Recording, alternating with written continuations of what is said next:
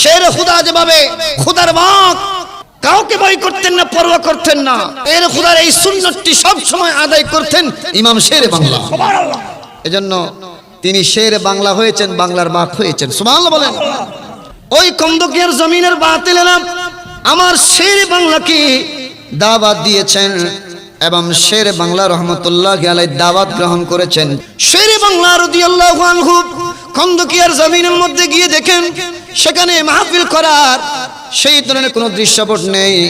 সবাই শের বাংলা রাদিয়াল্লাহু আনহুকে মারার জন্য প্রস্তুত। ওই সময় ইমাম শের বাংলা রাদিয়াল্লাহু তাআলা আনহুকে বাতিলেরা বলেছে, আপনি সুন্নিয়তের আকীদাগুলো ছেড়ে দেন, সুন্নিয়ত থেকে ফিরে আসুন, আপনি আমাদের এই আঙ্গিনায় ছাত্র হয়েছেন, আমাদের কাছে ফিরে আসুন। এভাবে আমার শের বাংলা রাদিয়াল্লাহু তাআলা আনহুকে বিভিন্ন ধরনের কুপ্রস্তাবগুলো দেওয়া হয়েছে।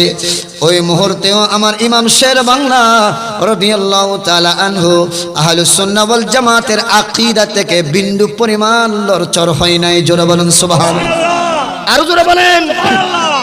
এমন কি ইমাম শের বাংলা রাদিয়াল্লাহু তাআলা আনহু জানেন সেখানে ওনাকে মেরে ফেলা হবে, তারপরেও জবান থেকে আহলুস সুন্নাহ ওয়াল জামাতের আকীদাগুলো বের করেছেন, আহলুস সুন্নাহ ওয়াল জামাতের আকীদার উপর আলোচনা করেছেন।